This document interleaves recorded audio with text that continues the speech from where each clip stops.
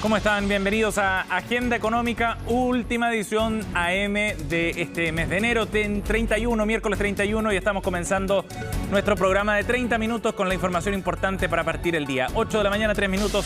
Estos son nuestros titulares para la edición de hoy. Les vamos a contar en detalle sobre el dato que ayer conocíamos de desempleo. 8,5% fue la tasa de desempleo en el trimestre que cerró el año 2023, de octubre a diciembre. Supone un aumento respecto al año 2022. Sin embargo, si uno mira en detalle, hay una creación de empleos también bien importante, superior a los 200.000 puestos de trabajo de un año a otro en comparación del mismo trimestre. Los detalles los vamos a revisar en una nota preparada sobre este tema. El tema del día, en todo caso, hoy será el encuentro que sostendrán los integrantes del Consejo del Banco Central, quienes se reúnen en el día de hoy en una segunda jornada para analizar cuál será el curso de la tasa de política monetaria. El banco tiene la palabra respecto a un eventual recorte. Se espera que así sea, que haya una caída en la tasa. La pregunta es cuál sería la magnitud. El mercado está apostando fundamentalmente a un recorte de 100 puntos base. ¿Podría dar una sorpresa quizás el Banco Central y hacer un recorte más agresivo? Lo vamos a escuchar en el análisis de algunos economistas esta mañana. Y también vamos a abordar un tema bien interesante. Ayer vimos detalles del área de estudios del Ministerio Público, que entregó algunos antecedentes respecto a cómo han evolucionado los delitos de cuello y corbata en nuestro país. Fíjense que en 2023 el aumento de denuncias en torno a este tipo de delitos subió casi un 30% en el total del año acumulado. Hay detalles y desgloses que hace la Fiscalía respecto a este tema que son bien interesantes. Los vamos a revisar también en unos minutos. Y en la entrevista del día de hoy vamos a revisar más información detallada de una radiografía de las startups en Chile y en Latinoamérica. Una consultora, Rebelius, realizó este estudio por tercer año consecutivo y muestra algunos datos que son bien interesantes. ¿Qué está pasando, por ejemplo, con las contrataciones en el mercado local? ¿Cómo han subido los ingresos durante 2023 en un año que fue particularmente difícil para este tipo de empresas? Lo vamos a conversar en la entrevista que hemos preparado para hoy. Y nos vamos a revisar algunos datos para partir el día también, números de las bolsas a nivel internacional, también en Chile, que estaremos revisando luego, pero partamos con lo que ocurre afuera. Primero, en Hong Kong se registra una caída bien pronunciada de 1,39% en el mercado del Hang Seng a esta hora, mientras que el Nikkei japonés cerró con una alza de 0,61% de acuerdo a los datos en línea. En Europa, por otra parte, están en plenas transacciones, todavía está comenzando la jornada. El Eurostoxx está cayendo 0,11%, bien poco. Londres también con variación más bien neutra, 0,04%. ¿Y qué pasó en el mercado local ayer? Fuerte caída para la bolsa en Chile, con una caída de 1,55%, llegó a los 5.970 puntos, fundamentalmente arrastrado por la caída de Enjoy, que cayó 40% en la sesión de ayer. 40% de caída, llegó a 0,52 pesos en su valor.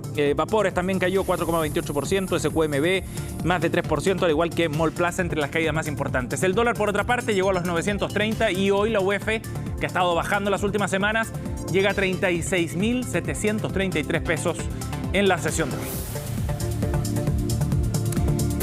Bien, partimos entonces revisando este informe de desempleo, el último del año 2023 que conocimos el día de ayer y que es bien interesante, hay que mirarlo en detalle. Si bien la tasa de desocupación llega a un 8,5% y es la más alta desde la época de pandemia para este trimestre, octubre-diciembre, de todas maneras hay algunas señales de cierta reactivación, en particular respecto a la creación de empleos o el empleo femenino en particular, que logra recuperarse y volver a niveles pre-pandemia. Los detalles los vamos a ver en la nota de Natalia Muñoz.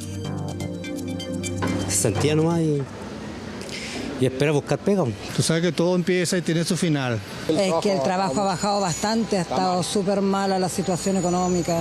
Son los testimonios de muchos que han perdido sus empleos, una situación que las cifras reflejan. En 8,5% cerró el desempleo el 2023, el peor fin de año desde el 2020, el que estuvo marcado por la pandemia. Así se completaron 14 aumentos consecutivos en la desocupación interanual. Tiene que ver con que personas que en el peor momento de la la pandemia salieron del mercado del trabajo han estado gradualmente retomando, volviendo al mercado del trabajo, y eso genera una presión que hace que la tasa de desocupación haya aumentado. Pero al mismo tiempo vemos un incremento de la cantidad de ocupados y tiene que ver con ese fenómeno. Es que el alza de la fuerza de trabajo marcó 3,6%, cifra mayor a la presentada por las personas ocupadas, que alcanzó el 2,9%. ¿Qué significa este dato? Que existe una mayor cantidad de gente buscando trabajo que empleos disponibles. Seguimos viendo un mercado laboral debilitado, ¿cierto? Donde los ritmos de creación de empleo no alcanzan a absorber a todas las personas que se incorporan al mercado laboral. Hoy día vemos una generación de puestos de trabajo en Chile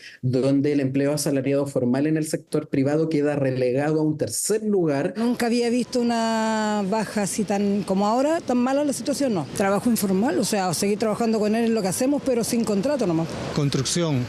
No, sí, se culminó la obra. La tasa de ocupación informal preocupa, ya que no para de crecer. Esta se ubicó en el 27,5% en un año.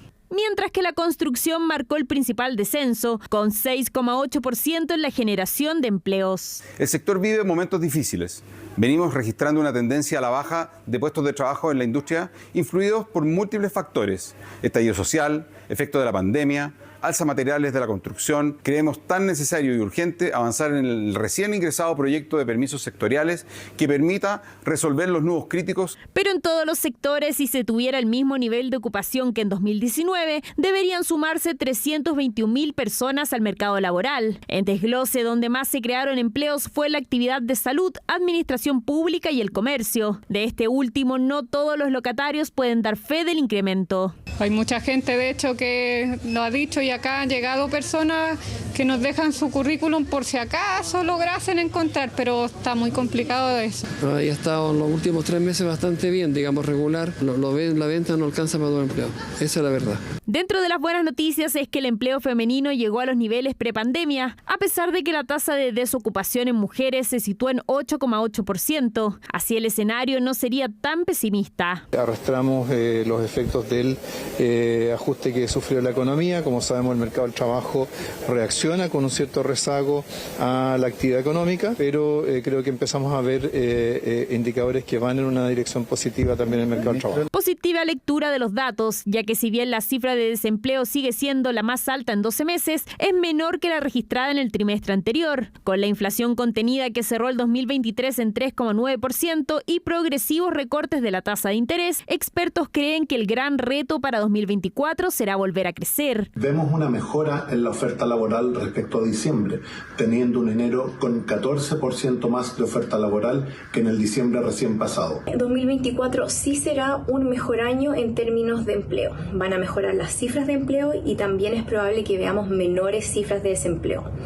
De hecho, si es que crecemos a un 1,75%, que es la mediana del crecimiento anual proyectado por el Banco Central, es probable que terminemos 2024 con una tasa de desocupación en torno al 8%. Es lo que se espera para este año, y cortar el alza del desempleo que el 2023 no dio tregua y continúa impactando a la informalidad, pero podría comenzar a cambiar.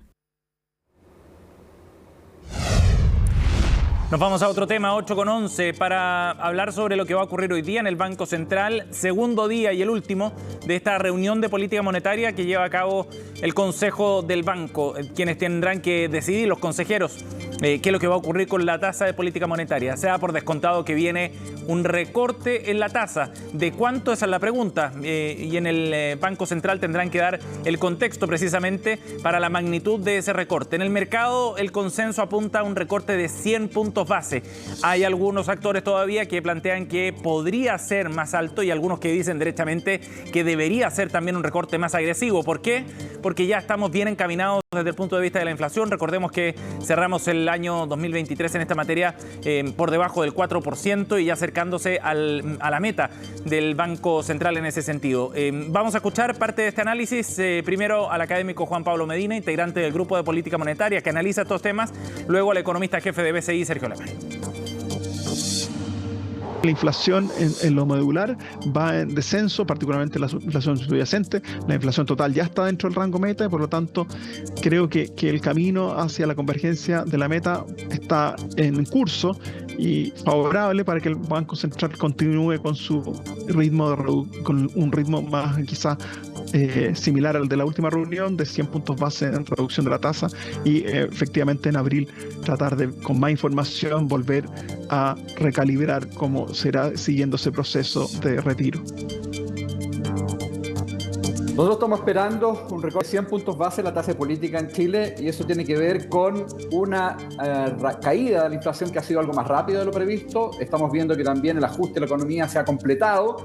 Hay distintos indicadores que así lo sugieren, digamos, con una caída del consumo durante 2023 que fue especialmente importante. Por lo tanto, vemos que hay espacio para que el Banco Central acelere el ritmo de las rebajas respecto a lo que fue la última reunión de política monetaria. Bien, vamos a ir a otro tema, 8:13. Ayer también conocimos datos que entregó la Fiscalía respecto a cómo han ido evolucionando las denuncias en materia de delitos económicos, los popularmente conocidos como delitos de cuello y corbata, aquellos que tienen que ver con personas naturales o personas jurídicas que afectan el patrimonio de una o más víctimas del sistema financiero o del mercado general, dice la definición que entrega la Fiscalía en esta materia. Pues bien, desde el área de estudios precisamente de la Fiscalía entregaron algunos detalles respecto a las variaciones de las denuncias asociadas a este tipo de conductas ilícitas en 2023, y hubo un salto bien importante respecto al año 2022. Lo vamos a escuchar a continuación. Conversamos con Ana María Morales, gerenta de estudios de la Fiscalía Nacional. Los datos muestran un incremento de un 8,4% respecto del año 2022, respecto del total de casos ingresados. Las principales alzas registradas se observan en los delitos, en la categoría otros delitos, y también de manera importante tratándose de los delitos económicos y tributarios, que observan un alza de un 29,8%. Bien, vamos a otro tema. Con controversia terminó la discusión de la ley de ISAPRES en el Senado. Ahora el trámite queda en manos de la Cámara de Diputados en marzo, y lo hará, ese debate comenzará con una sombra encima, la del Tribunal Constitucional, y la posibilidad de que el tema quede zanjado también en esa instancia, porque un grupo de senadores ya anunció que va a recurrir al máximo tribunal en materias constitucionales para poder zanjar el asunto de la mutualización de la deuda. Dicen que ese concepto incorporado por la oposición permite hacer una rebaja sustantiva de la deuda que tienen que pagar las ISAPRES a los afiliados. Macarena Román nos cuenta más en la siguiente nota. Casi media hora.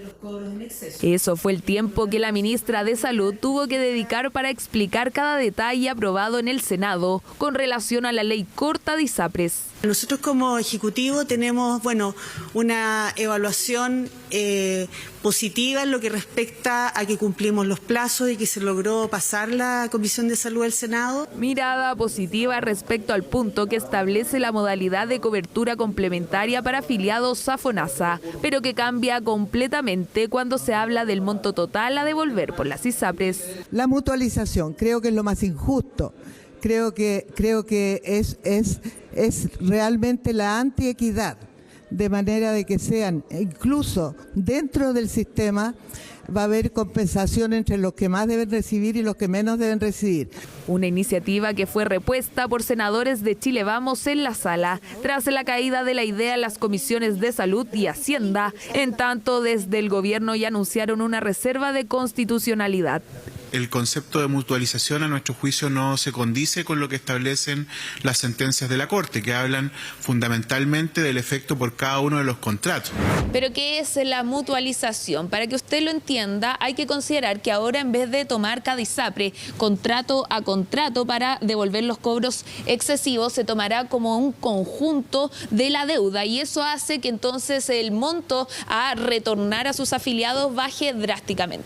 En concreto, lo que pasaría es que la deuda de las ISAPRES caería de $1.180 millones a 451. Es decir, con los votos de la derecha en el Senado, se rebaja la deuda en más de $729 millones. ¿Quién propuso la mutualización? Es un grupo de expertos que saben probablemente más que nosotros, tanto de izquierda, de centro, de derecha, en la cual le proponen una posibilidad de salida a este grave problema. El tema ISAPRES va a terminar en comisión mixta, y mientras antes se despeje desde el punto de vista constitucional, es lo más sano. El Tribunal Constitucional tendrá que responder las dudas del gobierno y de un grupo transversal de senadores que ya firmaron una reserva de constitucionalidad para acudir al TC por la mutualización. A propósito de esta disposición de la mutualización, que no es otra cosa que hacer solidaria la deuda que tienen las ISAPRES, en donde finalmente son las personas las que están combinadas a pagar. Cuestionamientos que no solo se hacen en contra de la mutualización, también por el alza extraordinario que podrán aplicar las ISAPRES al precio base del plan de salud. Y finalmente se aprobaron 2 perdonazos para la ISAPRE y además un reajuste extraordinario y fuera de toda razonabilidad para los mismos afiliados. Aunque desde el gobierno enfatizan que el precio pactado por cada afiliado está compuesto por 3 ejes: precio base, prima GES y tabla de factores. Por lo mismo es probable que el alza al primer componente no sea mayor a la adecuación de los últimos 2. De ninguna manera, primero va a llegar al 40% del precio base para alguna de las ISAPRES. Y con respecto al precio pactado, el mismo superintendente explicó en la Comisión de Hacienda que en realidad el precio pactado para muchas personas va a quedar por debajo de lo que pagaban anteriormente, producto de la baja de tabla de factores y de GES. Además, se pondrá un tope máximo de las alzas que puede sufrir el plan base y cada ISAPRE tendrá que justificar los aumentos que pretende llevar a cabo. Todo esto una vez que se apruebe el proyecto en la Cámara de Diputados, donde todo indica será de difícil tramitación.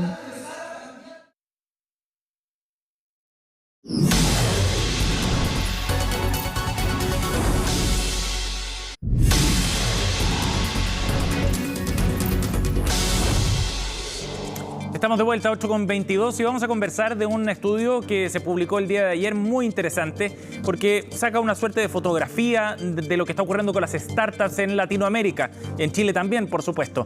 Es un estudio que permite ver cómo han ido evolucionando las startups, estas empresas que tienen un rápido crecimiento, generalmente de base tecnológica, y que están viviendo un escenario desafiante. A pesar de eso, logran subir sus ingresos respecto al año 2022 y también en algunos casos aumentar los niveles de contratación. Sobre este informe que se llama Startups Dynamics, vamos a conversar a esta hora con el CEO de Revelius, la consultora que hizo el informe. Fernando Brierli nos acompaña esta mañana. ¿Cómo está, Fernando? Bienvenido. Todo bien, muchas gracias por la invitación. Gracias por conectarte con nosotros. Fernando, bueno, este es un estudio que ustedes ya vienen haciendo desde hace un tiempo, si no me equivoco, la tercera versión de este Startups Dynamics. ¿Quién muestra este reporte en base a los sondeos que ustedes han hecho en las mismas startups? Así es, ya llevamos un tiempo apoyando al ecosistema emprendedor. Creo que de los principales hallazgos que encontramos en la versión de este año es que si bien hubo una disminución del acceso a capital, hay una mayor preocupación por tener más eficiencia en las startups. Las startups están más preocupadas de los costos y están intentando generar más con los mismos recursos que tienen. Eso tiene una serie de implicancias en el ecosistema, hay mayor rotación del personal, claro, mayor disponibilidad de talento y una serie de otras implicancias que se ven en todas las startups de América Latina. Es interesante lo que mencionas porque era un escenario súper desafiante después de un par de años en los que hubo mucha liquidez a nivel internacional, donde era más fácil quizás levantar capital e inversionistas. Bueno, el 2023 era un periodo de ajuste. ¿Cómo lograron sobrellevar ese periodo, Fernando? En general observamos que hubo un incremento en los costos menor que los ingresos, lo que implica que las startups están preocupadas de generar reducciones y generar eficiencia. Si bien antes el foco estaba puesto principalmente en el crecimiento, hoy día vemos que el foco está puesto en cómo hago el mejor uso del capital que tengo para que me alcance lo más posible. Ahí nos damos cuenta de que las startups en general tienen un runway promedio de 8 meses, que es el tiempo en que se demoran en que se les acabe su caja. Y también están más preocupados de la experiencia de sus colaboradores, de la gestión interna y de generar más eficiencia en todos los espacios que pueden. Fernando, uno de los datos interesantes también tiene que ver con el nivel de ingresos, que subió más de un 50%. Cuéntanos un poco sobre ese dato, cómo lo explican ustedes también. Mira, aquí lo que pasó es bien curioso, porque uno podría pensar de que hay una desaceleración del ecosistema de startup, igual que en la economía, pero lo que está pasando en general es que las startups siguen creciendo. La naturaleza de la startup es tener un alto nivel de crecimiento, pero también crecieron sus costos. Lo que pasa interesante acá es que sus ingresos crecen más que sus costos, lo que habla de que las startups están generando mayor rentabilidad en promedio. que lo que generaron en años anteriores. Ajá, esto es un logro, por lo que decíamos, de respecto a la situación económica general, ¿no? No solo acá en Chile, uno podría verlo también en otras partes de Latinoamérica. Así es. Y otro de los cambios importantes que vimos en este estudio es respecto a la internacionalización. Nos damos cuenta que la startup cambió un poco su mentalidad respecto a irse al extranjero, a buscar más capitales y a exponerse a otros mercados. Ajá. Hay un 60% de las startups que ya están operando en 2 o más países y el 80% más o menos declara que tiene intención de internacionalizarse incluso desde etapas tempranas, lo que muestra que ya no solo compiten en un mercado local, sino también en un mercado más global. Perfecto. Desde el punto de vista de los equipos, tú hablabas también respecto a cómo eso ha sido un asunto de preocupación para la gestión de las startups. ¿Qué pasó, por ejemplo, con las contrataciones de acuerdo a este estudio? Mira, hubo una baja en general en las contrataciones, hay menos vacantes, lo que genera una mayor rotación del talento en el ecosistema. Y lo otro que está sucediendo respecto al talento es que, aunque hay un alto nivel de despidos masivos, hay una satisfacción importante respecto a la organización. Si comparamos el NPS, que es una medida de qué tan satisfechos están los colaboradores con su organización, nos damos cuenta que en el ecosistema startup hay un nivel positivo y saludable de NPS de un 58%, donde los equipos terminan valorando el ambiente laboral, la capacidad que tienen para aprender, cómo se desarrollan, en estar apasionados por el propósito de su organización. Igual hay algunos temas importantes a considerar, hay una pedida general de mejores salarios, pero también de mejorar la gestión interna. Si bien la startup crece mucho, igual tiende a crecer con caos. Por ende, la gestión cobra una importante mirada en cómo la experiencia de los colaboradores se genera. Claro, y ustedes detectan de hecho también una evolución de la fuerza laboral de las startups, ¿no? Cuéntanos sobre esas características, quiénes quieren trabajar en estas empresas, quiénes lo están haciendo efectivamente. En general lo que vemos es que hay más personas que vienen de la gran empresa y de pymes hacia el mundo emprendedor. O sea, nos vemos como alrededor de un 60% de la fuerza laboral que está entrando a trabajar en startups no viene de otras startups, ¿sí? Si bien hay un aumento en la proporción de personas que viene desde otras startups respecto al año pasado por el fenómeno que te comentaba anteriormente, que estamos principalmente con despidos masivos y eso deja disponible talento que otras startups van a buscar. En general el talento tiende a venir de grandes empresas y de pymes. Ajá. Fernando, por último, para el caso chileno, ustedes tienen una mirada bien interesante porque hacen un estudio a nivel latinoamericano. ¿El caso chileno se diferencia en algunas de estas características respecto a los otros mercados de startups acá en Latinoamérica? ¿Hay algún factor en particular que ustedes hayan podido ver que sobresale en el caso de las startups chilenas? Yo te diría que en general no hay grandes diferencias, sí observamos diferencias menores, yo creo que un poco respecto a que el chileno tiende a tener una mirada un poco más crítica de su organización. Observamos diferencias también en la capacidad de evaluar, de mirar hacia atrás lo que hicimos bien, lo que hicimos mal, que podríamos haber hecho distinto, y aparecen algunas brechas importantes respecto a cómo las startups gestionan con indicadores, gestionan su conocimiento y en general prácticas que tributan a ver cómo lo estamos haciendo. Entonces yo te diría que la evaluación, la gestión de indicadores son las brechas más relevantes en ese caso. Interesante ver cómo va evolucionando desde el punto de vista de la madurez también del ecosistema. Fernando, muchas gracias por conversar con nosotros sobre este estudio. A ustedes, muchas gracias. Chao, buen día. Buen día. 8:29, cerramos Agenda Económica. Gracias por acompañarnos. Partimos Noticias Express en unos minutos.